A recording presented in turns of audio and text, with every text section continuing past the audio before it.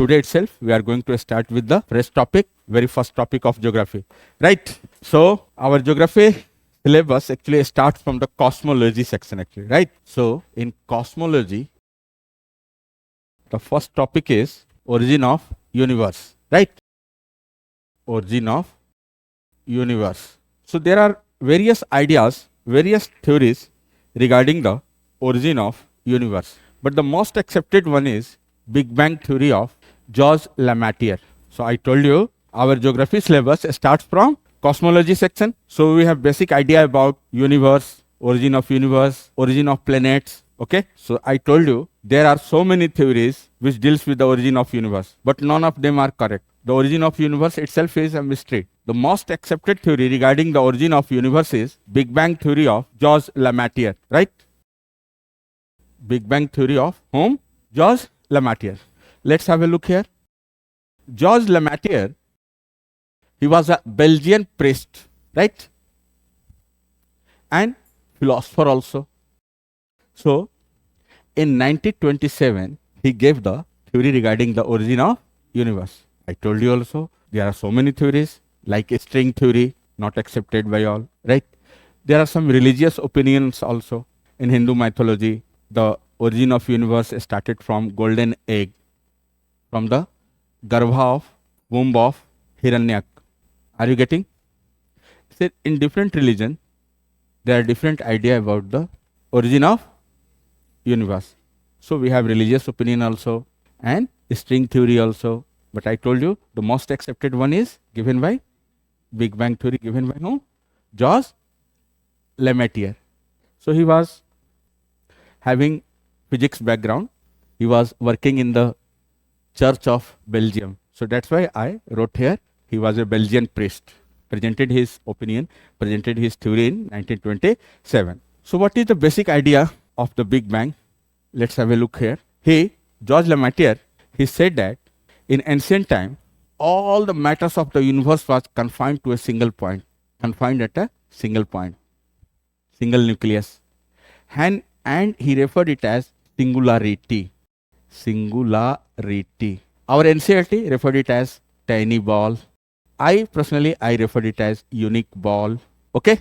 So what he said in 1927, Georges Lemaître, all the matters of the universe was confined to a single point. Okay. And he referred this point as singularity. What does it mean, singularity? I wrote here unique. So unique in the sense this had infinite temperature, infinite density. Time was not born. समय का जन्म नहीं हुआ. Space was not born yet. Time और space का जन्म नहीं हुआ. Temperature infinite, density infinite, pressure infinite. सब कुछ infinite, अनंत है. सब कुछ को ठोक पीट के एक डब्बे में बंद कर दिया. छोटे मोटे बच्चे मेरी मुट्ठी में क्या है, तो मुट्ठी में यूनिवर्स है. एक फिलोसफर थे कांट, इमैनुअल कांट, ठीक है. ही सेड दैट, पूछा हुआ किसी स्टेट सिविल सर्विसेज में, once asked in either I think Jharkhand Public Service Commission or somewhere else, they have asked, who said, you give me matter and I will build universe for you. You give me matter and I will build universe for you. तुम मुझे पदार्थ दो, मैं उससे तुम्हारे लिए सृष्टि की रचना करूंगा. Who said? Immanuel Kant. In the same sense, here, all the matter of the universe are confined to a single point, okay? And this single point, it was present in the form of a tiny ball or singularity or unique ball. Unique in the sense it has infinite temperature, infinite pressure, infinite density, and time was not born, space was not born. Are you getting? Okay? Suppose this is our observable universe. This is Ramu uncle standing here, and this is observable universe of Ramu uncle. Okay? So what science say today? What is the basic idea? This is our observable universe. अरे इतना ही तक देख सकते हैं ना. So what the science is saying? कि our universe is expanding. ठीक है? Universe is expanding. It means millions of years ago, when we will go back in the time, millions of years ago, it means this was present in the form of a tiny ball. Are you getting what I told you? Once again I am repeating. Suppose we are human being, this is our observable universe. What the present science is saying, आज का विज्ञान क्या कह रहा है, universe is expanding. ठीक है, मान लो भैया universe is expanding. It means in ancient time, millions of billions of years ago, this was confined to a single point, and this single point is unique point. तो कहने का मतलब क्या बोलते हैं जॉर्ज लेमैटियर, और ये भी ध्यान रखें, he was physics background and associated with church also. Clear? So देखिए, he was a great philosopher in 1927. So what happened? He said that around 13.77 billion years ago, in round figure it is 13.8 billion. Around 13.77 billion years ago, the huge explosion took place. Okay, the huge explosion took place, and the materials, they spread in all direction. Okay, the material exploded in almost all direction, and it is still expanding. It is still expanding. So this explosion took place around 13.77 billion years ago. Initially all the matter were present in the form of single point, tiny ball, a kind of black hole it was. Okay, it was unique. Unique in the sense infinite temperature, infinite density. Okay, unimaginably very small volume. Time was not born, space was not born. Time और space का कोई concept अभी नहीं. Explosion हुआ. Why did the explosion took place, yet we do not know. आज की date में big bang theory का सबसे बड़ा क्रिटिसिज्म क्या है, why did explosion took place, we do not know exactly. Anyway, बाकी there are so many positive aspects of this theory also. अब देखिए, तो मान लो थोड़ी देर के लिए कि explosion took place around 13.77 billion years ago. Okay, so the initial 3 minutes, the initial 3 minutes of explosion, this one, okay, this initial 3 minutes, it is known as energy era, energy epoch, or energy era, or radiation era. The later 3 minutes, बाद में explosion के बाद, the later 3 minutes, this is known as matter era. ठीक है, the initial 3 minutes referred as what, energy era, and after 3 minutes it is known as matter era. मेरी बात समझ पा रहे हैं आप लोग, कोई दिक्कत? अब देखो, एक्सप्लोजन होता है, अब जैसे आपने सुना होगा, पढ़ा होगा, E is equal to mc square, famous theory of Einstein. E energy mass में, मैटर में चेंज कर रहा है. अब मैटर किस में चेंज कर रहा है, एनर्जी में. तो शुरू के 3 मिनट को हम बोलते हैं एनर्जी एरा, और इसका दूसरा नाम है रेडिएशन एरा. एनर्जी एरा और रेडिएशन एरा. श्योर? अब देखो जरा से, इसमें भी कई फेज हैं. अब फर्स्ट फेज आता है इसमें एक्सप्लोजन के 10⁻⁻45 सेकेंड. ठीक है, इतना शॉर्ट स्पेन ऑफ टाइम, बोलते हैं उसको Planck epoch. Then we have inflationary era. Inflation, inflation मतलब फूलना, बैलून इन्फ्लेट करे, घाव होना, घाव मतलब इन्फ्लेशन, फूल गया. तो फर्स्ट क्या कहते हैं, इन्फ्लेनेटरी एरा. बैलून है, एनसीईआरटी में बैलून का example, if you inflate the balloon and just mark point A and B, when you will inflate, the point A and B will become farther and farther away from each other. So in the same manner, after the explosion, the matter exploded in, spread in almost all direction.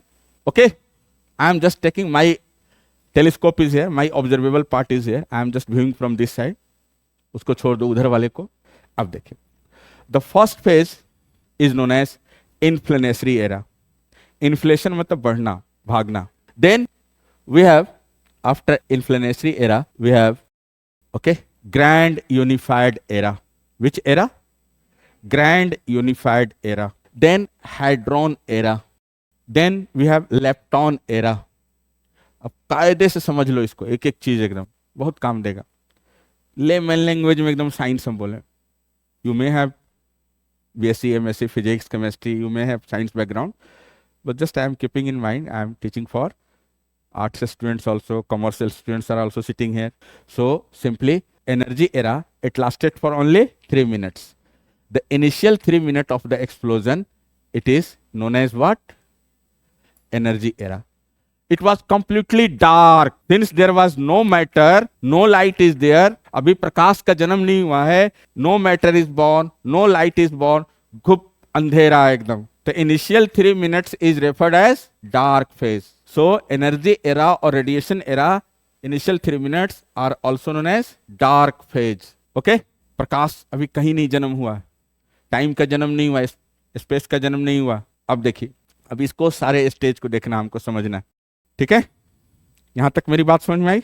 इन्फ्लेनेटरी era में क्या होता है? Inflation, फूलना शुरू होता है. किसका? Universe. Then next stage क्या बताया? Grand unified era. Grand unified era, इसमें 4 तरह के बेसिक फोर्सेस है नेचर में. Grand unified era is recognized by the presence of 4 great forces of the nature, and these forces are: the first one, a strong nuclear force; the second one is electromagnetic force; third one is weak nuclear force; and the fourth one is gravitational force. Now, a strong nuclear force, electromagnetic force, weak nuclear force, and gravitational force. Sure? So these 4 basic forces of the nature, they were born in the grand unified era. अब इसको समझते हैं detail में थोड़ा सा, बस ये एक समझने वाला है, बाकी कुछ नहीं. There are 2 kinds of particle, smallest particle present in the nature, present in the universe. So those smallest particle present in the nature in the form of particle itself. Okay, they are known as quarks or fermions. Quarks particle or fermion particles. Clear? And the smallest particle which are present in the form of pores. Okay? What I told you, the smallest particle in the universe, they are present in the 2 forms.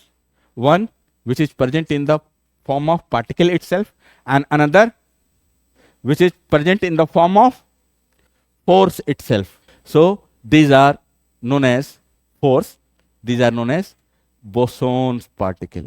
Those particle, smallest particle in the nature, which are present in the form of pores itself, are known as boson particle. अब देखो जरा सा, next one, a strong nuclear force. It is due to a strong nuclear force. It is due to gluons or glucons. Electromagnetic force, it is due to photon particle. Weak nuclear force, it is due to W boson and Z boson. Whereas, which particle is responsible for the gravitational force, it is yet to be discovered. Still, we do not know which particle is responsible for the gravitational force. The smallest particle present in the nature are of 2 types. One is which is present in the form of particle itself, known as quarks, fermions. अभी सब बता रहे हैं, वो भी discuss करें. Force, and those which are present in the form of force are known as boson particles. यहां तक समझ में आई? अब जरा देखो, a strong nuclear force, it is due to gluons or glucons. Electromagnetic force is due to photons. Weak nuclear force is due to W boson and Z boson. But which particle is responsible for the gravitational force, it is yet to be discovered. मैं अभी आपको नाम बता देता हूँ, उसका नाम होगा graviton. And who will discovered, he will back the Nobel Prize of that year. मेरी बात समझ में आई? अभी it is yet to be discovered. उसका नाम होगा, साइंटिस्ट लोग बोल रहे हैं, graviton. There are 2 types of gravitational theory at present, right now. Newtonians gravitation. क्या बोलता है न्यूटन का ग्रेविटेशन? न्यूटन का ग्रेविटेशन क्या बोलता है? न्यूटन का एप्पल हमेशा किधर गिरता है? नीचे. 25 साल की उम्र में उनको पता चला, ठीक है, कि एप्पल हमेशा किधर गिर रहा है. उससे पहले उनको मालूम नहीं था. तो ये क्यों नीचे गिर रहा है? ग्रेविटेशन. क्या किधर ग्रेविटेशन मतलब? तो ये किसका थ्योरी है? मतलब न्यूटन का, कि ग्रेविटेशन और किसी चीज के मास के कारण है. Gravitation is due to mass of something. Gravitation is due to, this is Newtonians gravitation. लेकिन नया लेटेस्ट आया मार्केट में, कह रहा है कि आइंस्टीन का ग्रेविटेशन थ्योरी. आइंस्टीन का ग्रेविटेशन थ्योरी क्या कह रहा है भैया? Just you can say advance version of Newtonians gravitation. Just 200 years ago. What he said? So, what he said? It is due to mass of the something. Einstein gravitation theory, Newton के gravitation theory क्या कहता है? मास के कारण। Newton का तो चलो खत्म, आइंस्टीन क्या बोलता है कि ग्रेविटी किसके कारण से होता है? कह रहा है कि आइंस्टीन का ग्रेविटेशन कह रहे हैं कि किसी पार्टिकल के कारण हो रहा है। ठीक है, अब वो एक टाइम स्पेस कर्व हो जाता है। नेट देखा आपने? नेट, हैव यू सीन मच्छरदानी नेट? तो वो टाइम स्पेस जाके कर्व हो गया। ये मच्छरदानी नेट है, नेट की तरह। ये आइंस्टीन का ग्रेविटेशन, ठीक है ना? मतलब आइंस्टीन क्या बोलते हैं? What Newton said, gravitation is due to mass of something, but Einstein से you know it is due to some particle, and those particles are yet to be discovered. These particles, they create a kind of net. Why these heavenly bodies are suspended? These heavenly bodies, planets, stars, they are floating in the space. So these net, these machardani net, these heavenly bodies are hanging on these nets. So this is gravitational principle of whom? Einstein. ये भी बताएंगे क्यों मुड़ रहा है, सब अभी discuss करें। सिंपल एकदम कि टाइम स्पेस क्या हो जाता है? मुड़ जाता है, कर्व हो जाता है टाइम स्पेस। टाइम और स्पेस आगे क्या होता है? मुड़ जाता है, कर्व हो जाता है। तो उसमें ये टिका हुआ। So these graviton particles they create, मैं बोल रहा हूं, उन्होंने नहीं बोला graviton, these graviton particles, okay, they create kind of net on these heavenly bodies are floating on these nets. Are you getting? मेरी बात समझ पा रहे हैं? So a strong nuclear force, it is due to gluon. Electromagnetic force, it is due to weak nuclear force due to W boson and Z boson. And which particle is responsible for gravitational force? Yet to be discovered. अब देखो इसमें next one. Yes, I started from this section. This is unique ball. Explosion took place. The initial 3 minutes is known as energy era, and later 3 minutes are known as matter era.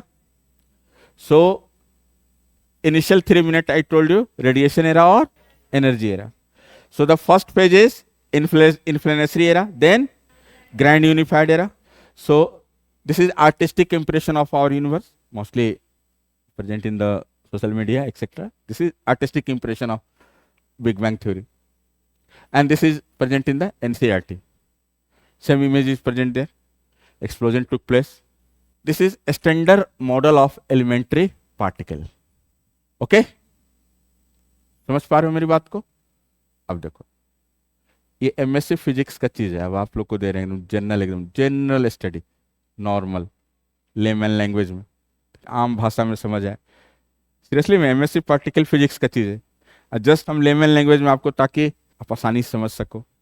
What I told you, there are 2 types of particle. One, it is present in the form of particles itself, तो ये particles के form में, and another it is present in the form of okay force. तो force के रूप में कौन कौन सा मौजूद है? First one is gluon, second photon, third one Z boson, W boson. Clear? And Higgs boson is something different, god particle, okay, it is responsible for the mass of something. ये एक अलग चीज है, some other day we will discuss about this one. So I told you, repeatedly told you, the elementary matter, smallest particle, those which are present in the form of force, they are gluons, photons, Z boson and W boson. But those which are present in the form of particles are known as quarks. The quarks have again 3 generations quarks. The first generation quarks, second generation quarks, third generation quarks.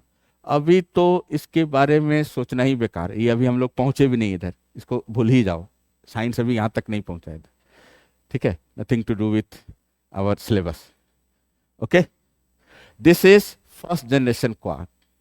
First generation quarks are known as fermions. अब देखो, clear? First generation quarks are known as fermion. अब गौर कर सकते हैं, ये दो तरीके का है, up quark and down quark. Up quark and down quark.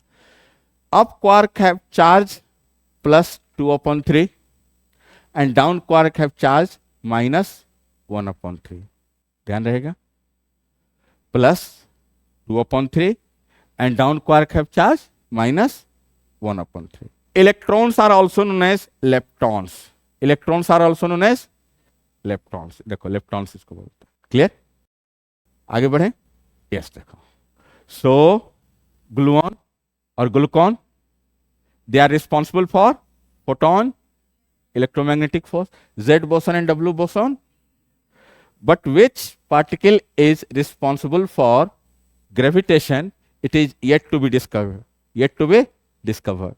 So यहां देखो हम खाली जगह छोड़ दे रहे यहां फ्यूचर में, और उसका नाम होगा ग्रेविटॉन। ये आगे, तो हमने कहा कि फर्स्ट जनरेशन, इसको क्या बोलते हैं फर्स्ट जनरेशन को? फर्मियंस। देखो भैया, so energy era, it lasted for only 3 minutes. The first one is known as inflationary era, then grand unified era. So what is the significance of grand unified era? 4 basic forces of nature were originated, 4 basic forces of nature were born. And what were those forces? A strong nuclear force, electromagnetic force, weak nuclear force and gravitational force. यहां तक clear? Now next one है हाइड्रॉन era.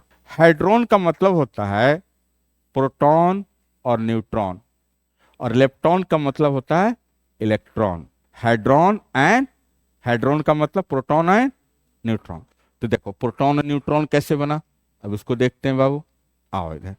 How protons and neutrons were? Proton have positive charge, so why proton have positive charge? So answer is hidden here, let's have a look. When two up quarks plus 1 down quark, 1 proton, it is made up of 2 up quarks and 1 down quark. So I've just shown you what is the charge of up quarks, +2/3, and charge of down quark -1/3. देखिए कैसे होगा, तो देखिए 2 up quarks, 2 into +2/3 plus -1/3, बोलिए कितना? 4/3 plus -(-1/3), 3/3 कटम कुटी करके कितना हो गया? 1. So that's why proton have positive charge. Proton पे कैसा चार्ज होगा? पॉजिटिव। क्यों होगा? बात समझ में आई सबको? कोई दिक्कत? चलिए, प्रोटॉन बन गया। कहां बना प्रोटॉन? किस फेज में बना? यहां देखो, इसको अलग कलर से शो कर दें, येलो कलर से देखो, यहां बन रहा प्रोटॉन। अगला देखिए, neutron. Neutrons have neutral charge. Why neutrons have neutral charge? Very good. 1 up quark plus 2 down quark. 1 up quark, up quark का क्या वैल्यू है बोलना? +2/3 प्लस डाउन क्वार्क का क्या है? -2 इंटू -1/3। कितना हो गया बोलो तो? 2/3 प्लस माइनस -2/3 हुआ। सो दैट्स वाई न्यूट्रॉन है। इससे पहले मिला था कहीं, कभी जानने की कोशिश की थी कि why neutron have neutral charge and proton have positive charge. अब हमारे पास देखो भैया, प्रोटॉन बन चुका, और सब लिखवा दें, each and everything I will tell in English, pure English, don't worry, and even I will supply you some notes also, है ना? पहले इसको समझ लो। In a full fledge atom, यहां देखो सारे लोग, in a full fledge atom proton and neutron normally lies in the nucleus, whereas electron revolves around the nucleus. अभी इलेक्ट्रॉन का जन्म हुआ है, प्रोटॉन और न्यूट्रॉन का जन्म हो गया रे बाबा।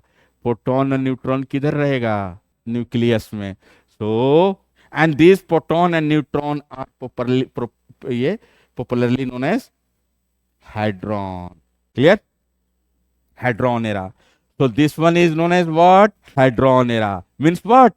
Proton and neutron were formed. बराबर? And the next one is lepton era. Lepton means, अभी बताया थोड़ी देर पहले, lepton means इलेक्ट्रॉन। होता क्या है? Proton is form, proton is positive charge, ढंग से समझना, neutron neutral charge, and both are sitting in the nucleus. Both are sitting in the nucleus. Clear? So a very strong force is needed to hold them. Otherwise nucleus will collapse. एक हमें तगड़ा force चाहिए इन दोनों, इनको बांध रखे। We need a strong nuclear force, and this strong nuclear force is due to gluons. I have image of gluons also.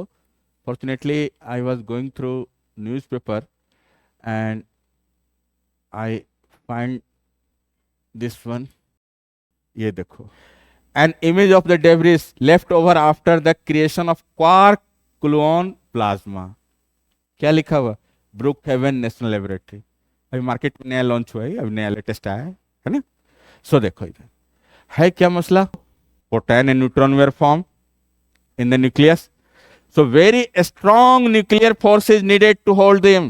So a strong nuclear force is due to the smallest particle which are present in the form of force itself. मेरी बात समझ पा रहे हैं लोग?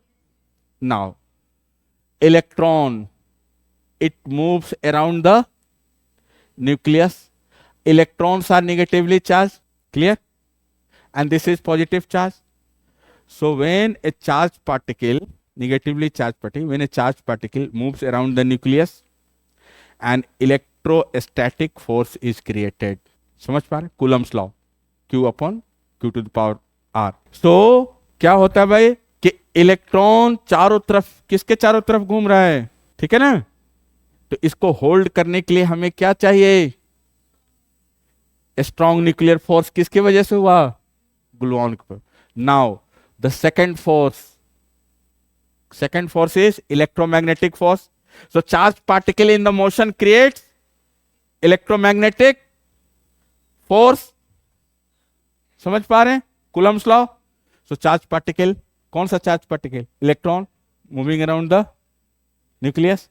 So electromagnetic force, it is due to which force? Which particle? Photons.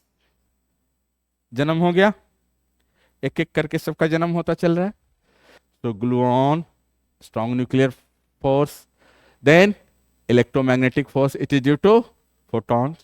Now third one is weak nuclear force. Actually in the proton and neutron there are various smaller subatomic particle than proton and neutron itself.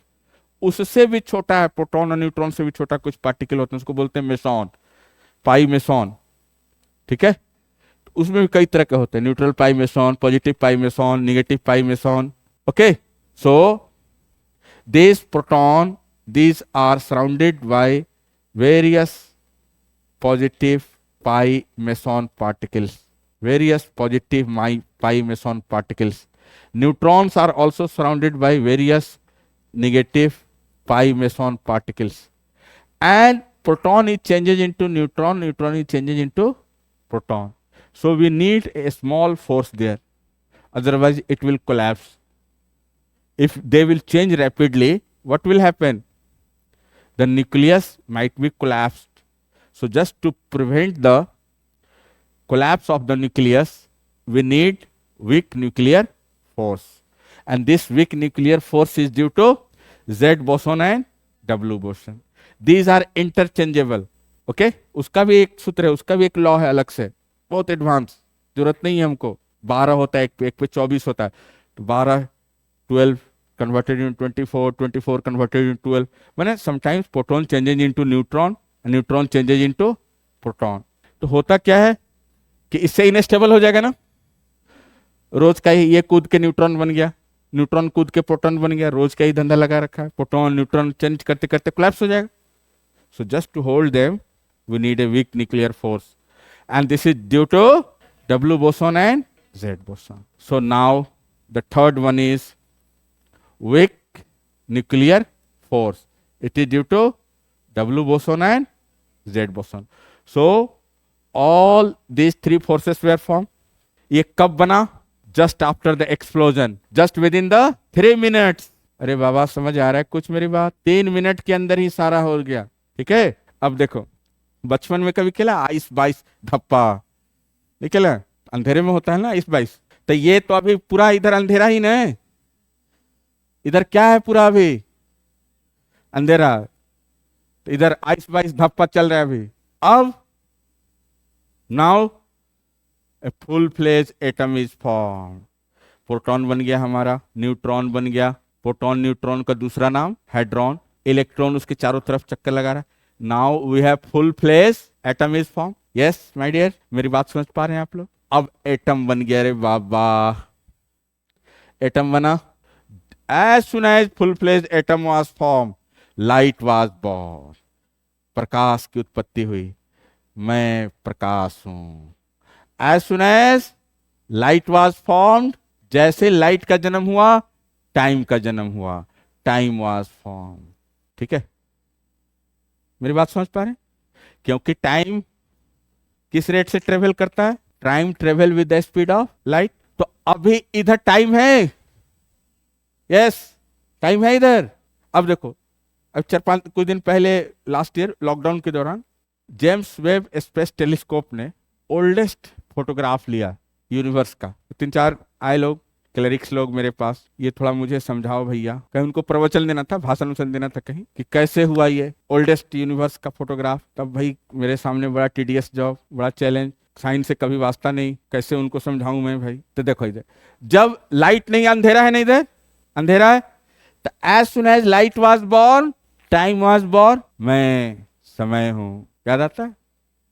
मैं समय हूं. प्रकाश के वेग से चल, light के वेग से. अब देखो, suppose this is our James Webb space telescope. यहां पे जेम्स वेब स्पेस टेलीस्कोप है. ठीक है, कोई दिक्कत? सारे टेलीस्कोप अर्थ का चक्कर लगा रहे, ये सन का चक्कर लगा रहे. लैंग्रेज पॉइंट बोलते, L1 पॉइंट बोलते, लैंग्रेज पॉइंट. सोने का बनाओ, गोल्ड का बनाओ, है ना, लैंग्रेज पॉइंट. तो देखिए जैसा ये लाइट आया है ना, कहाँ के इंटर कर रहा है? देखो इधर James Webb space telescope. Hello, inter किया ना. अब जरा बताओ, लाइट का क्या होता है स्पीड? 10⁸ लीटर मीटर पर सेकेंड.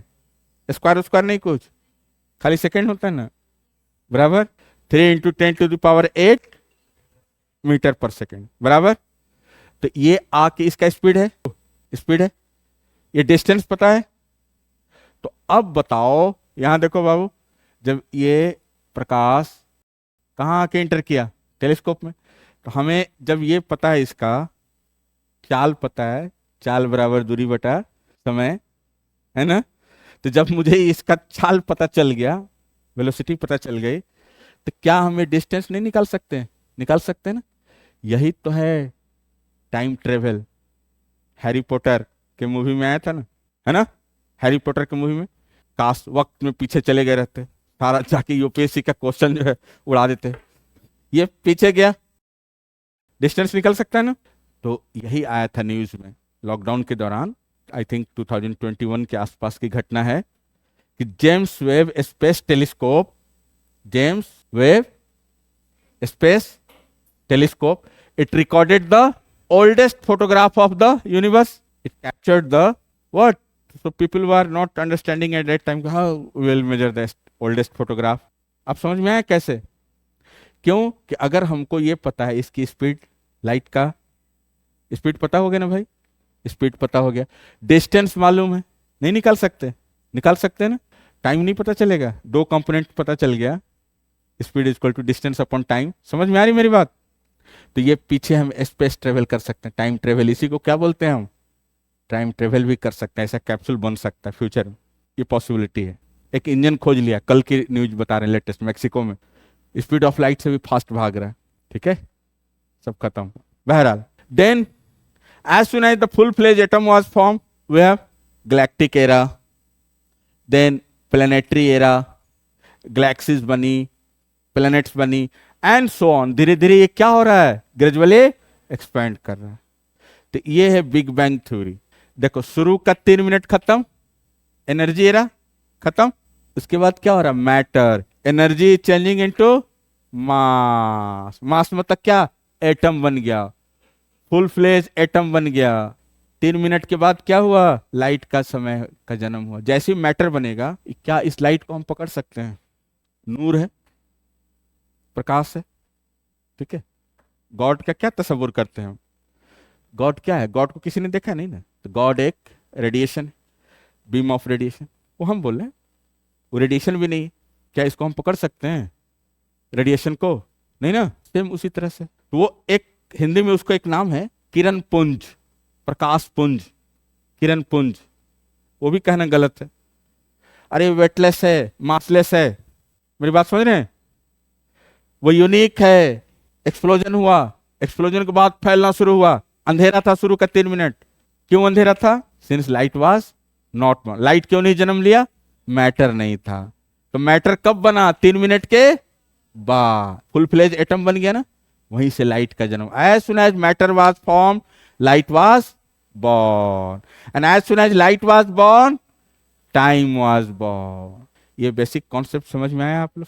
तो उसी को फिर आगे धीरे धीरे बहुत सारे galactic era, then planetary era, और बढ़ता जा रहा धीरे धीरे। ये बात समझ में आई मेरी, ठीक है। इसमें देखो, हेड्रॉन में क्या बना, बोलो, एक मिनट एक मिनट, हेड्रॉन में क्या बना, प्रोटॉन और न्यूट्रॉन। देन लेप्टॉन, लेप्टॉन में क्या बना, इलेक्ट्रॉन। तो जैसे ही बन गया लेप्टॉन, नहीं, इसको बोलते हैं मैटर एरा। शुरू का 3 minute energy era, then matter. Matter era क्यों बोल रहे हैं, खुद सोचो, खुद सोचो, मैटर एरा क्यों बोल रहे हैं।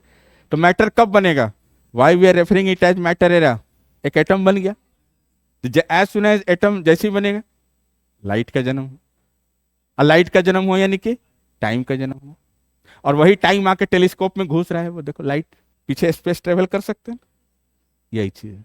ये किसने बताया, मतलब लेमैटियर ने। किसने बोला, लेमैटियर ने, ठीक है बंधु। आओ नेक्स्ट देखो, और ये चीज आपको जनरल कहीं काम दे देगा ये आपको। हेलो, एक्स्ट्रा मैंने अपनी तरफ से बता दिया, ये सब एक्स्ट्रा मैंने अपनी तरफ से बता दिया, एडवांस वर्जन। यहां तक क्लियर है कि स्ट्रॉन्ग न्यूक्लियर फोर्स कब बना, as soon as proton and neutron was form, just to hold the nuclear. Electromagnetic force कब बना, जब इलेक्ट्रॉन चारों तरफ चक्कर लगाना शुरू किया। वीक न्यूक्लियर फोर्स कब बना, जब प्रोटॉन किसमें चेंज हो रहा है, न्यूट्रॉन में, और न्यूट्रॉन किसमें, प्रोटॉन में, खत्म। But which particle is responsible for gravitational force, अभी उसका डिस्कवरी नहीं हुआ। यहां तक कहानी समझ में आई सबको, कोई क्वेश्चन, कोई डाउट, आगे बढ़े। ये बेसिक इतना जानना बहुत जरूरी था। अब आओ देखिए, evidences, evidences in support of George Lemaitre, evidences in support of Big Bang theory. Okay, so the first evidence is redshift theory. The second one is CMBR, cosmic microwave background radiation, and the third one is gravitational wave. देखो ये पूछा हुआ mains में, UPSC में, कितना advance question है बताओ। जब तक अगर वो हम नहीं समझाते, खाक समझ में आए, कैसे लिखोगे आप, रट के जाओगे ग्रेविटेशनल वेव। मेरी बात समझ में आई, आओ देखो। तो originally he gave his theory in 1920, whom George Lemaitre, and associated with the church, he was priest also, having sound physics background also। चलिए देखिए, red shift theory, the biggest support of big bang theory was red shift theory. Okay, since he was associated with church at that time, so many people were against him also, against this theory also. Oh, this is hypothetical, nothing in this kind of thing cannot occur. Okay, chal. The redshift theory, it was given by Edwin Hubble. Who? Edwin Hubble, 1930s, just after 2-3 years. Okay, कब आया, 1930। CMBR, cosmic microwave background radiation, ये आता है 1965, and gravitational wave theory, ये 2015, cosmic microwave background radiation, cosmic microwave background radiation, ठीक है। ये तीनों को समझ लो। प्रीलिम्स में भी बहुत क्वेश्चन आप लोग को सॉल्व होगा सिर्फ कॉन्सेप्ट से। प्रीलिम्स में बहुत सारे क्वेश्चन सॉल्व हो सकते हैं। हम तो पढ़ा रहे हैं geography, but this information I think it will be useful in your general science also. अरे मैं तो ज्योग्राफी वाला हूँ, है ना, लेकिन ये आपके जनरल साइंस में भी बहुत हेल्प करेगा ये आप, ठीक है। मैं पढ़ा रहा हूँ लेमन लैंग्वेज में ये वाला साइंस, और साइंस जो होगा टेक्निकल टर्म आप पढ़ना शुरू करो, शायद में भी समझ आए ना आए। देखो इधर, red shift theory, this is sun, radiation is coming, radiation is just emitting from the sun. There are various kind of radiation emitted by the sun, okay. So once I was traveling by the train and there was a sadhu baba in front, sitting in front of him, so just we have some little bit of conversation. So he told me, sadhu baba, अरे बेटा तुम्हें क्या पता, सूरज से 72 तरीके के रोशनी निकलता है। In his own language, layman language, what he said, 72 types of radiations are there in the sun. Of course, some radiations are very short wave, some radiations are medium, some radiations are long wave. Are you getting? So now we have arranged all these radiation on a platform, okay, on a band.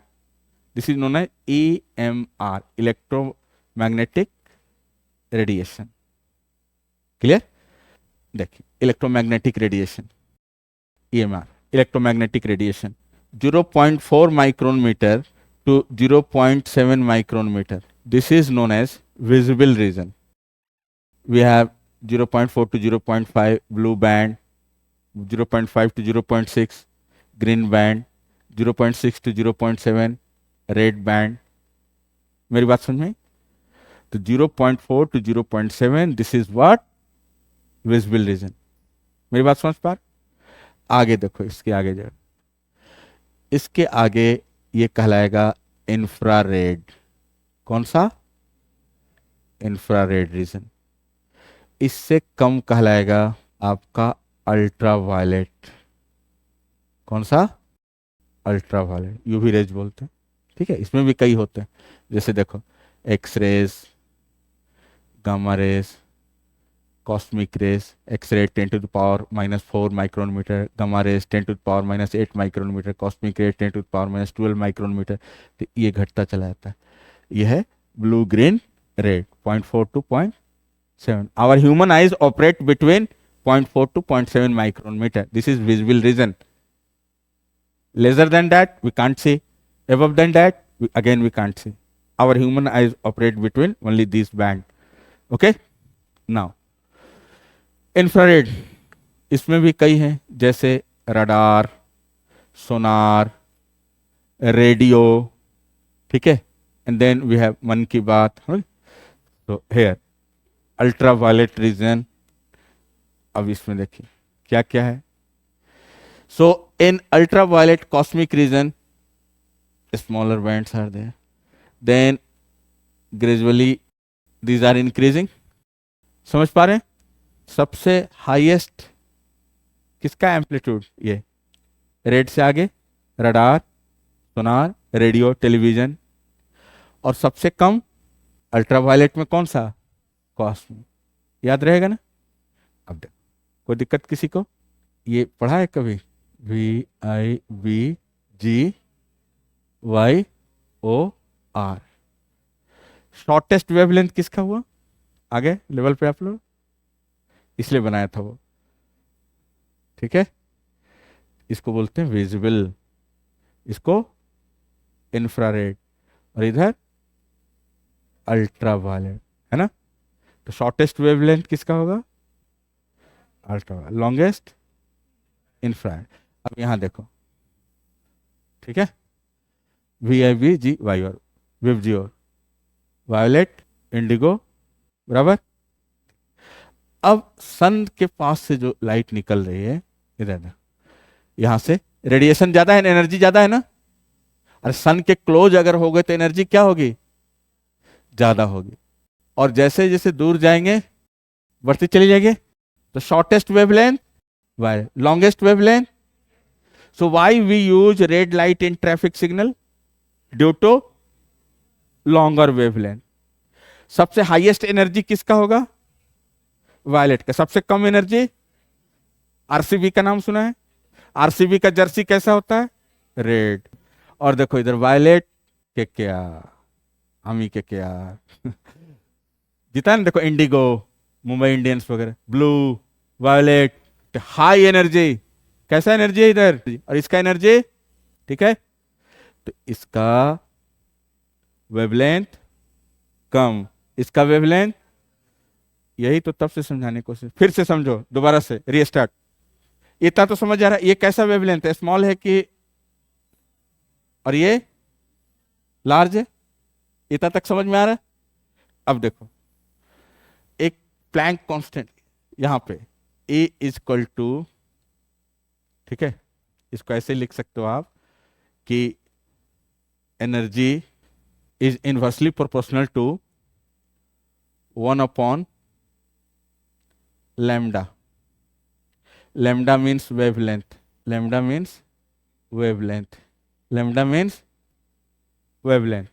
Okay, इधर देखो, तो if wavelength is more, energy is, there is inverse relation. Inverse relation, उल्टा, व्युत्क्रमानुपाती, उल्टा संबंध। सो कहने का मतलब, hello, wavelength is more, energy is less. If wavelength is less, energy is, मेरी बात समझ में? अब आओ इस पूरे को, अब इसको समराइज करते हैं। इसका एक्चुअल जो फॉर्मूला होता है E is equal to h c upon lambda. H c इसको बोलते हैं Planck constant, anything constant is equal to 1। ये कांस्टेंट है पूरा, पूरे को 1 हमने मान लिया। इसके क्या जरूरत है, इसकी जरूरत है यहाँ, सिंपल आप याद रखने अपने जनरल स्टडी के लिए, लो जनरल साइंस के लिए सिर्फ ये याद रखना, उल्टा संबंध है दोनों में। तो wavelength is small, energy is, wavelength is less, energy is high. अभी भी नहीं समझ आया? पक्का? जिसको नहीं समझ आ रही है बना ले ऐसे ऐसे, ठीक है ना? अरे कुछ पल्ले वल्ले पड़ रहा है नहीं? नेक्स्ट देखो भैया, अगला। So if you are moving, hello, suppose this is your spectrum, electromagnetic spectrum. Yes, इधर देखो, इधर बोर्ड पे, this is electromagnetic spectrum. So if a person moving towards the high source of energy, if a person moving from far away to the high source of energy, Aditya, Aditya मतलब sun, Aditya probe, India का satellite, ठीक है, तो हम किधर जा रहे हैं? We are moving, we are coming closer to the sun, high source of energy जिसमें, किसके नजदीक आ रहे हैं? तो वेवलेंथ कैसा होगा बताना? स्मॉल वेवलेंथ हो गया, शॉर्ट वेवलेंथ। और हेलो, स्पेक्ट्रम का कलर कैसा होगा? वायोलेट या इंडिगो या blue. So if you are near the high source of energy, very short wavelength will be recorded, and कैसा होगा? या तो स्पेक्ट्रम वायोलेट होगा, या इंडिगो होगा, या ब्लू होगा। Away from the high source of energy कैसा होगा? या तो ऑरेंज होगा या तो रेड होगा। आरसीबी, रेड जर्सी, दूर है ना, लो एनर्जी। हाई एनर्जी देखो सारी टीमें इंडिगो या ब्लू, तो हाई एनर्जी को इंडिकेट करता है कौन सा? ये कलर। मतलब समझ में आई मेरी बात? कुल इसका क्या निष्कर्ष निकाला हमने कि if there are two galaxies और stars having high energy, high energy, high energy, if these two stars will come closer to each other, if they will come closer to each other, energy will be more, so a spectrum will shift towards blue. This is called blue shifted, or indigo or violet. We will record high energy, high energy we will record here. But if the two stars, they are moving away from each other, the spectrum will shift towards orange or red. This is called red shifted. Red shifted. so many questions you will be able to solve with the help of this small trick, a small concept. समझ पा रहे हैं मेरी बातों को आप लोग? If we will go move closer to the source of energy, radiation will be more. ठीक है, radiation will be more, but the wavelength will be small. If the spectrum is, yes, hello, shifting towards red, means what? Two galaxies are moving far away from each other. And if two galaxy में क्या होता है? Stars होते हैं ना. Stars का temperature होता है ना, ठंडा होता है कि गर्म होता है? स्टार गर्म होता है. तो दो गर्म चीजें एक दूसरे से दूर जाएंगी, दूर जा रहा ना, तो स्पेक्ट्रम किधर शिफ्ट कर रहा है? रेड की तरफ शिफ्ट कर रहा है. ओके, यहां और हाई वेवलेंथ होगा. और ब्लू कब शिफ्ट करेगा? जब क्लोज होगा. when two galaxy means what? Two stars coming closer to each other. So at present we have studied about the thousands of galaxies in the space, जिनका कोई काम धंधा नहीं है ना, बैठ के क्या करते हैं? ऑब्जर्व करते हैं. तो कहने का मतलब कि दो गैलेक्सीज या दो स्टार्स पास आएंगे तो हाई एनर्जी, दूर जाएंगे तो, ठीक है. So what we have observe right now, till now, just we have reached to the conclusion after just finding one galaxy or one star? No.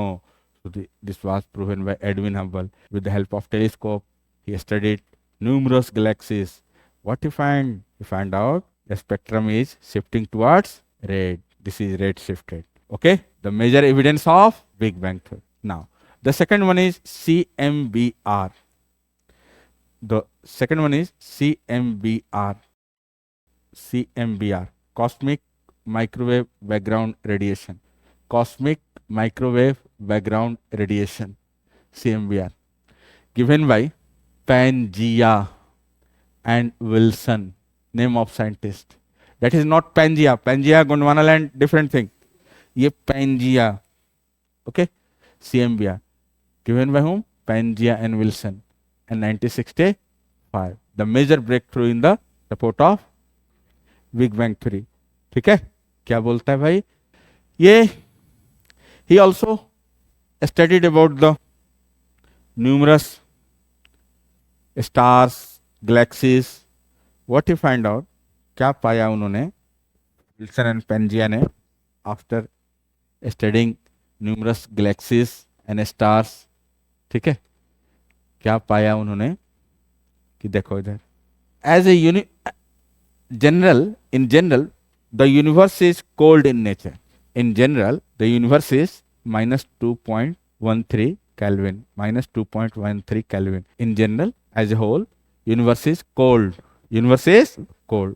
But there are certain places in the universe, there are certain points in the universe which have recorded higher temperature. And these points might be the left out radiation of Big Bang. So CMBR, also known as left out radiation, left out or remnant radiation, left out radiation or remnant radiation.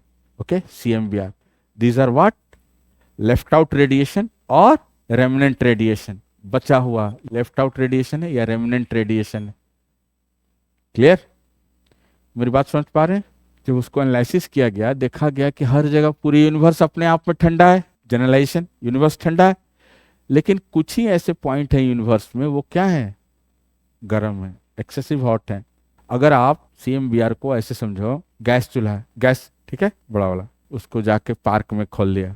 Mummy से पूछ लेना पहले, है ना, उसको जाके gas को किधर खोल लेना है, खोलने से पहले पूछ लेने का, घर पे खोला तो अब गैस कैसे एक्सपेंड करेगा? देखो तो ऐसे एक्सपेंड करेगा ना. यस, अरे यस नो. तो यहाँ पे टेम्परेचर, इधर देखो इधर, तो यहाँ पे टेम्परेचर क्या होगा? कम है. थोड़ा सा और क्लोज आओगे, और क्लोज आओगे, सबसे ज्यादा टेम्परेचर कहाँ पे होगा? उसके नोजल के पास. यही तो है CMBR. लेफ्ट आउट रेडिएशन है, बचा हुआ रेडिएशन है, रेमिनेंट रेडिएशन है. कब का? जब बैंग हुआ था. कौन सा वाला बैंग?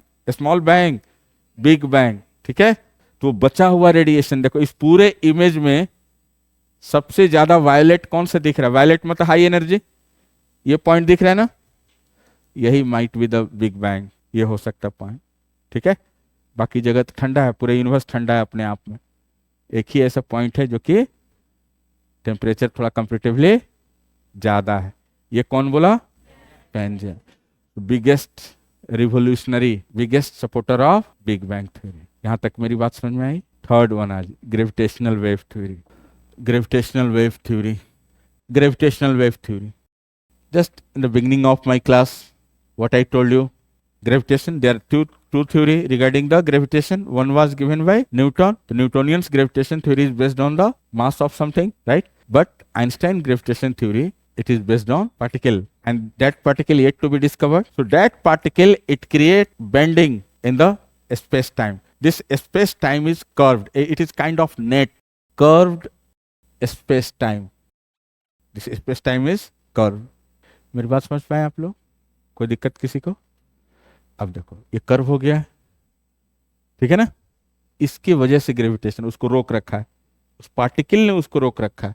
इस पार्टिकल ने उस प्लैनेटरी बॉडी को, हेवनली बॉडी को क्या कर रखा है? रोक रखा है। ये कौन बोल रहा है? आइंस्टाइन बोल रहा है। मेरी बात समझ में? गौर कीजिए, होता क्या है, gravitational wave it is produced during the big explosion, big collision. Big collision means what? During the collision of two black holes. When two black holes collide with each other, or when supernova explosion take place. Nova means birth of a star, supernova means death of a star. We will have some separate lecture on this one. ठीक है, अलग से फिर कभी time मिलेगा तो बताएंगे, ये अलग चीज। ठीक है, कई स्टेज होते हैं, yellow giant, red giant, white dwarf, quasars, neutrino stars. Okay, वो साइंस वाले पोर्शन में आता है, हम तो ज्योग्राफी पढ़ा रहे हैं। तो बहरहाल देखो ये टू ब्लैक होल्स के कॉलिजन से क्या बनता है, क्या निकलता है? ग्रेविटेशनल वेव निकलते हैं, या supernova explosion, when there is some extraordinary event taking place in the universe, either due to the collision of two black holes or supernova explosion taking place in the universe. So these extraordinary galactic events, these extraordinary phenomena, they are producing gravitational waves. Gravitational waves they are just similar to our sound wave, light wave. They are just like longitudinal wave and transverse wave. So what is longitudinal wave? देखो ये wave है ना, कितना आसान। देखो longitudinal का क्या मतलब होता है, इसलिए हम अपने स्टाइल में पढ़ाते हैं इसको, मुझे पता है। देखो इधर बोर्ड पे longitudinal, this is the path of the wave motion. So here particle, they are moving to and fro, they are just pushing, push pull to and fro, push pull. Longitudinal to whom? Longitudinal in the direction of wave motion. ऐसे करते जा रहा है आगे. Compression मतलब ये गिरेगा नहीं ना, कंप्रेशन, कंप्रेस करता हुआ जा रहा है, कंप्रेशन, पुश पुल आगे की तरफ. किसके push pull? In the direction of wave motion. Second one is transverse. Transverse का क्या मतलब कि ये हाँ वेव मोशन है, this is the direction of the wave motion, direction of wave motion, तो perpendicular to the direction of wave motion. Frog jumping, ऐसे ऐसे करते हुए जा रहा है, फ्रॉग जंपिंग करते हुए. मेरी बात समझ में आई?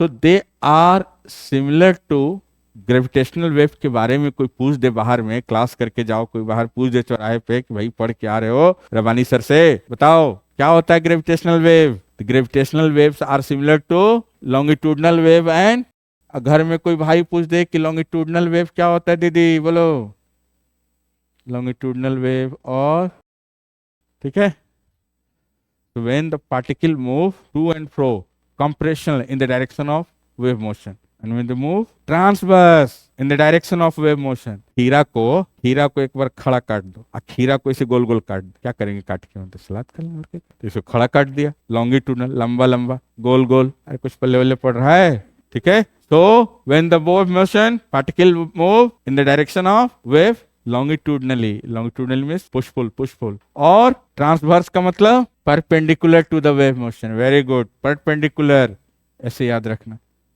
और ऐसे ही याद भी रहेगा लेमन लैंग्वेज में, साइंस एकदम. समझ गए मेरी बात? ठीक है, तो ये है कुल मिला के सारी चीजें. सो ग्रेविटेशनल वेव आर, क्या लिखेंगे उसमें? दीज वेव्स आर प्रोड्यूस्ड, उस वक्त पैदा होता है कहाँ पे? घर के उधर पिछुती में, यूनिवर्स में कहीं भी दिखता आंख से मेरे को नहीं, किससे दिखेंगे? टेलीस्कोप से, ठीक है। और ग्रेविटेशनल वेव, हेलो, किस तरह का वेव होता है? Similar to transverse. अब वहां से वेव निकला तो क्या करेंगे वेव का? हम क्या इंफॉर्मेशन दे रहा वेव? दुनिया में दो जगह, there are two places in the world, ठीक है, one in USA and another in India. विश्व में दो जगह, एक फ्लोरिडा में और वाशिंगटन में, और सेकंड उसका बन रहा है अपना इंडिया में। तो देखो ये एक महाराष्ट्र में बन रहा है, इसीलिए पूछा था आईएएस मेंस में, है ना, ग्रेविटेशनल में। तो है क्या कि इसमें ये कॉन्सेप्ट होता है कि एल शेप का एक ऐसे होता है, एपरेटस होता है ना, ठीक है। वेव्स इसके अंदर जा रहे हैं, ये दोनों वेव एक दूसरे को क्या करते हैं, यहाँ पे मिरर लगा होता है, मिरर से टकरा के वापस जाएगा। वेव अंदर गया और मिरर से टकरा के वापस आते हैं, माने वेव एक दूसरे को क्या करते हैं, कैंसिल करते हैं, क्रॉस करते हैं, है ना। इंटरफेरेंस क्रिएट किया था, a man made interference is created on the earth surface in the laboratory itself. इसको बोलते हैं laser interferometry gravitational wave observatory, यही है लीगो ऑब्जर्वेटरी, है ना। कहाँ पे? महाराष्ट्र, नियर पुणे, पुणे और मुंबई के बीच में बन रहा था। बहुत बड़ा बड़ा एंटीना होता है, 4 kilometre long antenna, 4 kilometre long antenna. USA में दो है ये एपरेटस, यूएसए में दो है वहां पे, और इंडिया में एक लगा, अभी बन रहा है पुणे और मुंबई के बीच में। इसी को क्या बोलते हैं? LIGO experiment, laser interferometry gravitational wave observatory. याद रहेगा सबको? रिपीट कर दें, एल मतलब लेजर, इंटरफेरोमेट्री या interferometer, gravitational wave observatory. W नहीं रहेगा इसमें, तो ऐसा नहीं दिमाग लगा देना, लिगवो मत कर देना, मतलब लिगो रहेगा, लिगवो नहीं रहेगा। तो ये है कुल मिला के चीजें। समझ आई मेरी बातें? तो this is all about our big bang theory and their evidence. हो जाएगा? अब बताओ, अब इसमें लिखवाऊं, डिक्टेट कराऊं? पक्का? बिना मानोगे नहीं? ज्यादा अच्छा होगा, नोट्स अगर ले लो। चलिए नेक्स्ट देखिए, अगला, origin of the earth. I after the origin of universe, now our next topic is origin of earth. We have already completed origin of universe. Now we are moving towards the another topic, that is origin of earth. Okay, the bang took place in 13.8 billion years ago, and the earth, the origin of earth started around not 13.8, around 4.6 billion years ago. क्या dictate करना है तो बोलो, चलो आओ ले लो। Big splat theory related with the what? Origin of moon. वही तो मैं बता रहा हूँ, big splat theory related with what? क्या बताया हमने? बेकार आदमी हो यार तुम लोग, मैंने खाली जस्ट किसी ने पूछ दिया, मोबाइल निकाल क्वेश्चन पूछ लो, सीखो मत, मतलब ना। आज जो स्पेसिफिक क्वेश्चन देख रहे हो ना, वहां से मिट्टी निकल के मून बन गया, ठीक है। स्पेसिफिक क्वेश्चन से मिट्टी निकल के क्या बन गया, उसी को बोलते हैं big splat, origin of moon से रिलेटेड, ठीक है ना। नेक्स्ट देखिए, big universe, origin of universe.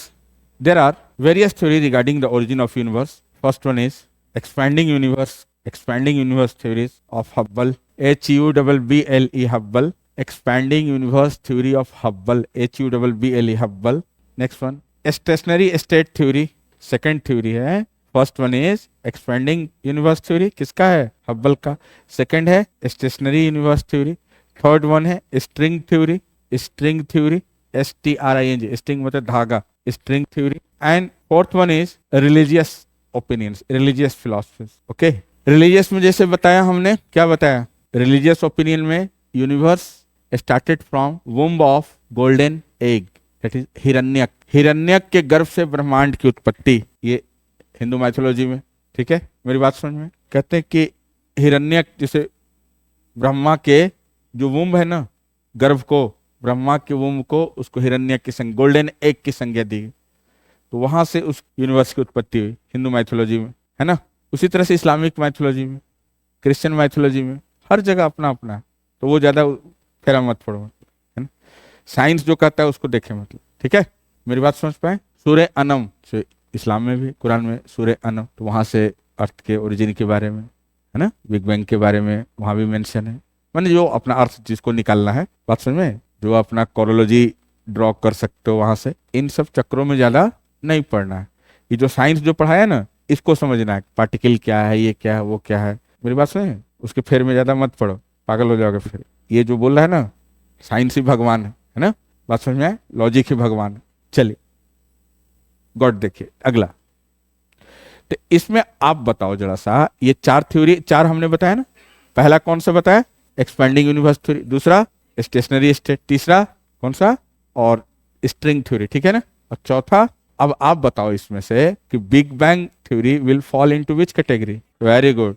तो नेक्स्ट लिखिए, the big bang theory regarding the origin of universe, the big bang theory regarding the origin of universe, regarding the origin of universe, put into the category of expanding universe concept, put into the category of whom, expanding universe concept. This theory was given by Georges Lemaître in 1927. He was a Belgian priest. He was a Belgian priest, a philosopher. He was a Belgian priest, a philosopher, a physicist, a philosopher, physicist, and spiritual guru also. Now, paragraph change करके, he imagined that, या he said that, he viewed that, whatever you write, जो तुमको दिल कर, he said that, he viewed that, he imagined that, जो तुम्हारी मर्जी लिख दो। कौन, जॉर्ज लेमेट। he said that, या he viewed that, he imagined that, जो तुम्हारी मर्जी। around 13.77 billion years ago, a big explosion took place. A big explosion took place in the universe. The real cause of explosion is still unknown to us. The real cause of explosion is still unknown to us. He further said that all the matter of the universe was confined to a single point, having unimaginably small volume,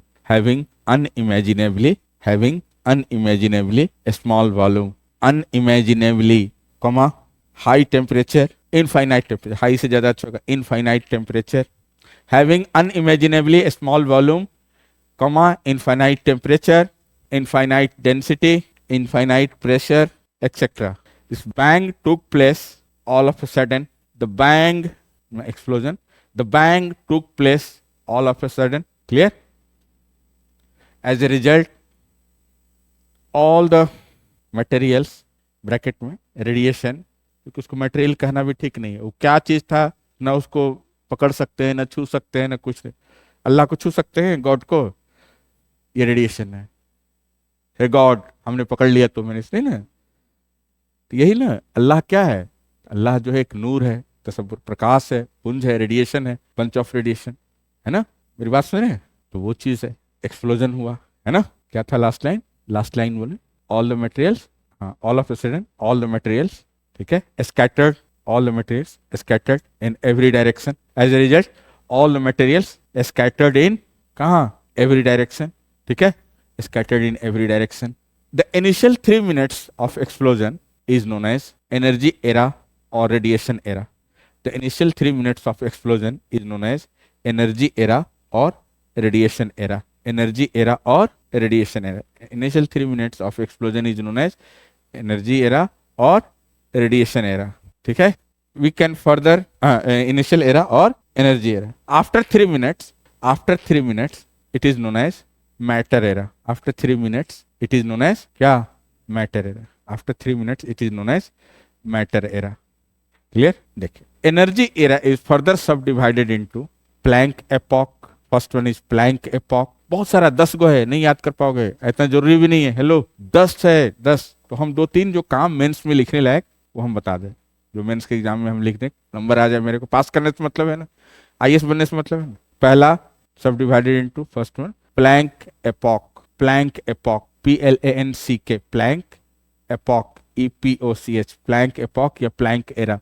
10 to the power -45 second just after explosion, 10 to the power -45 second, Planck epoch या Planck era. Second one is inflationary era. Inflation होता है ना, क्या होता है inflation के spelling, तो देखो inflationary, INFLATION NERY, inflationary, inflationary era 10⁻⁻43 second, घटता जाएगा 10⁻⁻43 सेकेंड, क्या बोलेंगे इसको? इन्फ्लेनेसरी एरा। थर्ड आज हमने लिखाया है, समझाया है, जिस पांच जैसे एक्सप्लोजन होता है ना, मोमेंट फ्रैक्शन ऑफ सेकेंड, जब वो एक्सप्लोजन हुआ 10⁻⁻45 सेकेंड, क्या बोला उसको? प्लैंक कांस्टेंट या प्लैंक एरा। देन आता है the real explosion took place that time, उससे पहले प्लैंक कांस्टेंट भी बताया है, प्लैंक एरा भी बोला है हमने। देखो इधर, मतलब हंसुआ के ब्याह में खुरपी गवाही ना, ये देखो, ये उस वक्त हमने बोला, ये जैसे एक्सप्लोजन हुआ ना 10⁻⁻45 तक, उस फेज को क्या बोलते हैं? प्लैंक। उसके बाद पहला फिर क्या हुआ? इन्फ्लेनेसरी, फर्स्ट वाला क्या हुआ? इन्फ्लेनेसरी। उस वक्त भी हमने बोला था कोई भी सपोर्ट में तैयार नहीं मेरे? हाँ देखो एक आ गया सपोर्ट में। ये किस टाइम में हुआ था? मोमेंट्स जिसे होता है ना, समय की बड़ी अवधि को क्या बोलते हैं? आवर बोलते हो। आवर से छोटा क्या होता है? मिनट, मिनट से छोटा, सेकंड से छोटा मोमेंट्स। तो वही चीज है 10⁻⁻45, ठीक है, उसी को क्या बोला हमने? प्लैंक एपॉक या प्लैंक एरा। देन इन्फ्लेनेसरी एरा, तो जिस जगह पे एक्सप्लोजन हुआ, इधर देखो फिर से उस पॉइंट को क्या बोला हमने? प्लैंक। देन पहला कौन सा हुआ? ठीक है, हाँ जी, फर्स्ट वन क्या बोला? इन्फ्लेनेसरी, जहां से इन्फ्लेशन होना शुरू, फूलना शुरू हुआ, घाव, बैलून, ठीक है। कब हुआ इन्फ्लेनेसरी? 10⁻⁻43 से। ये दो का इसलिए हमने पीरियड लिखाया, यस, ये दो का जरूरी था जानना, बाकी का जरूरी नहीं है। ये दो का, ये सेकंड में हमने लिखा है ना, माइक्रो सेकंड, ये जानना जरूरी है। थर्ड आ जाओ, ग्रैंड यूनिफाइड एरा या फेज या पीरियड, जो दिल करे तुम्हारा लिख लो। नेक्स्ट आ जी fourth one, hadron era, last one या लेप्टॉन एरा, ठीक है ना। अब देखो यहां देखो सारे लोग, लो कॉमन सेंस देखो, यहां देखो तो इसका कितना बताया हम? 10⁻⁻45 से। फिर कितना बताया? 10 अब देखो और घटेगा ना, ग्रैंड यूनिफाइड में 10⁻⁻33 सेकेंड, -36। देन और आगे बढ़ोगे 10⁻28, फिर और ज्यादा करते करते लास्ट में ये बच जाएगा 1, है ना। तो ऐसे घटते जाता है, ठीक है। इसलिए एक या दो सिर्फ ऊपर के याद रखना, 10⁻⁻45, उसके बाद 10⁻⁻43, उसी तरह से 10⁻⁻36, -30, -20, टोटल 10 फेज है। तो ये हमको पूरा जानना जरूरी है। 10 में से अगर आप 2-3 भी लिख देते हो ना, फुल नंबर आ जाएगा। एनसीईआरटी है, पढ़ते हो लोग आप लोग? है किसी के पास एनसीईआरटी? लाओ 11th वाली एनसीईआरटी निकालो, देखो तो 1 सेकंड के लिए देना भैया। समझ में आ गया कितना पढ़निहार हो तुम लोग। हाँ, नहीं है, मेरे पास है लेकिन अनफॉर्चुनेटली वो खुल नहीं पा रहा, तो मेरे पास भी है। यहां तक समझ में आई मेरी बात? क्लियर? अब आओ, अब क्या करेंगे? पैराग्राफ चेंज करेंगे कि ऐसे डायरेक्ट लिखते चलें? चेंज करेंगे ना, appropriate change of paragraph is needed here. चलिए नेक्स्ट आइए। और वो सब मेंशन नहीं करना है, प्रोटॉन न्यूट्रॉन कैसे बना, ये तो हमने आपको समझाने के लिए बताया, ठीक है। इधर को नहीं मेंशन करने का, प्रोटॉन कैसे बना, न्यूट्रॉन, ठीक है, वो आपके लिए एक्स्ट्रा नॉलेज बता दिया अलग से। आओ सीधे पैराग्राफ चेंज करके। ड्यूरिंग इनिशियल 3 मिनट्स और during radiation era, complete dark was prevailing. Complete dark was there during initial 3 minutes, complete dark was there, complete dark था, है ना।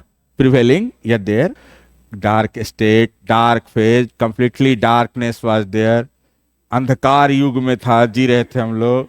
As soon as the first atom was created, as soon as the first atom was born, or first atom was created after 3 minutes, as soon as the first atom was created, first atom was born after 3 minutes, the beginning of matter era started. In other words, the origin of the birth of light took place. In other words, as soon as the matter was born, the birth of light took place. As soon as light was born, time was also born. As soon as light was born, time was also born. समझ रहे मेरी बातों को? Light was born. As soon as light was born, time was also born. Okay? और this process still continue. the universe is expanding. It means the universe is expanding. It means the gap between two galaxies are increasing, widening. It means the gap between two galaxies are क्या चीज widening, increasing या widening. Evidences in support of Big Bang theory. Evidences in support of Big Bang theory. The first one is redshift theory of again Edwin Hubble. Redshift theory of whom? Edwin Hubble in 1930.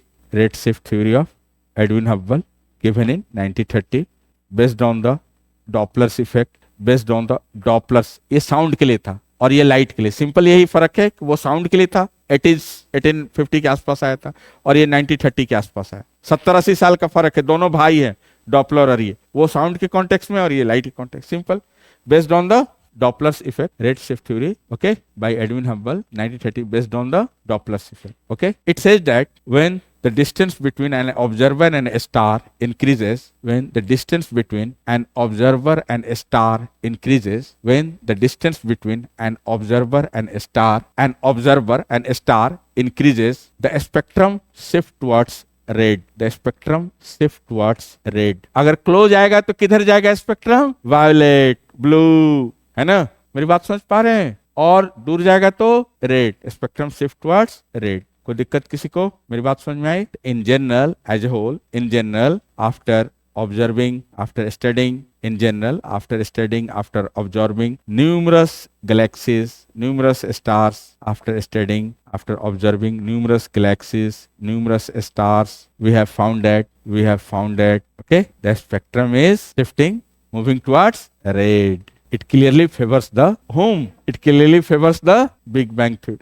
It clearly favors the Big Bang theory. समझ पाए लोग मेरी बातों को? Next आ जाए. Second, CMBR, cosmic microwave background radiation. Cosmic microwave background radiation. It is the study of left out radiation. It is the study of left out radiation or remnant radiation in the space. Left out radiation or remnant radiation कहाँ पर? In the space. Clear? Left out radiation or remnant radiation in the space. There are only one universe as a whole. It is cold in nature. Universe. So there is card. Universe as a whole, it is cold in nature. Universe as a whole, universe as a unit, as a whole, as a unit, it is cold in nature. But there is only one nucleus. But there is only one nucleus or one center where we have found. But there is only one nucleus or one center where we have found, where we have recorded comparatively higher temperature. This nucleus might be the higher temperature, comparatively higher temperature. This nucleus might be the क्या हो सकता है? This nucleus might be the singularity. This nucleus might be the singularity or the place of explosion. Place of explosion might be the singularity or place of explosion. ठीक है? Next अगला, gravitational wave. Gravitational wave. These waves were first discovered by Albert Einstein in 1915. These waves were first discovered by Albert Einstein in 1915. These waves were first discovered by Albert Einstein in 1915. Exactly after 100 years. 1915, 2015. Exactly after 100 years. Exactly after 100 years. देखो कब खोजा था उसने और हम लोगों ने कब खोजा? Exactly after 100 years. LIGO, LIGO, LIGO, laser interferometry या इंटरफेरोमीटर, लेजर इंटरफेरोमेट्री या interferometer, gravitational wave observatory, LIGO observatory, laser interferometer या इंटरफेरोमेट्री, जो तुमको दिल करे लिखी. अच्छा उसको थोड़ा इधर इंटरफेरेंस समझ में आया? अब देखो थोड़ा 1 मिनट के लिए देखो सारे, please everybody look at here. ये कोई वेव है ना, ये कोई एक वेव और ये कोई एक दूसरा वेव. अच्छा इसको क्या बोलते हैं वेव? क्रेस्ट. ये trough, crest trough, crest trough, यही ना?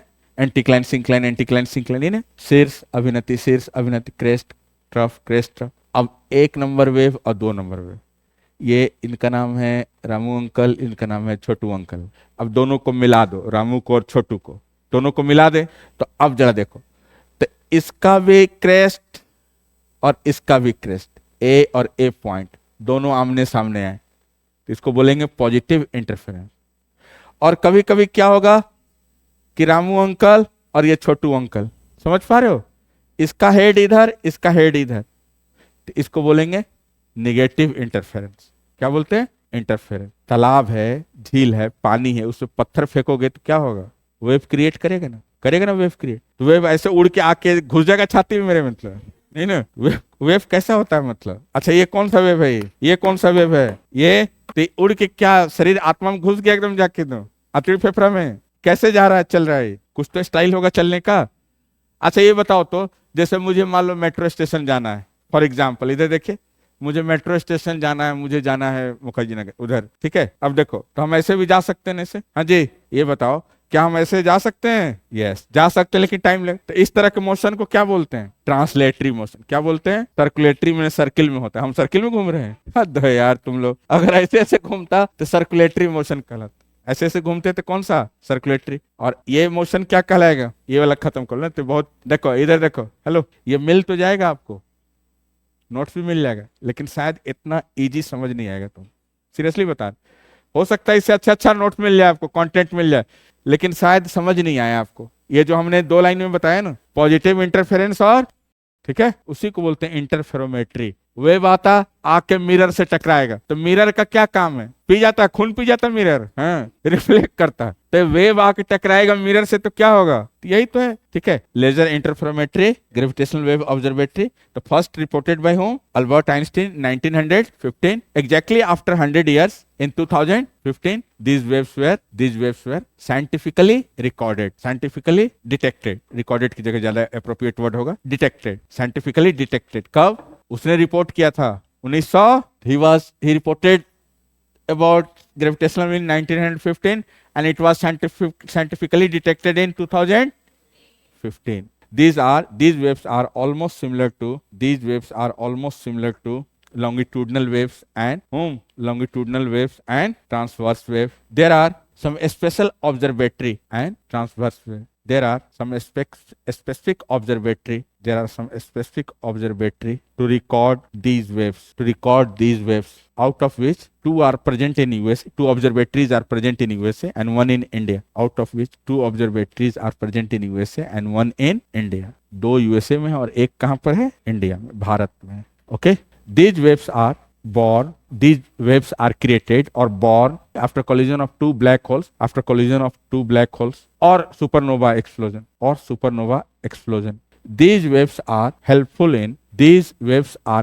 in understanding the nature of the universe. Clear? These waves are helpful in the understanding the nature of the universe. Clear? Thank you so much.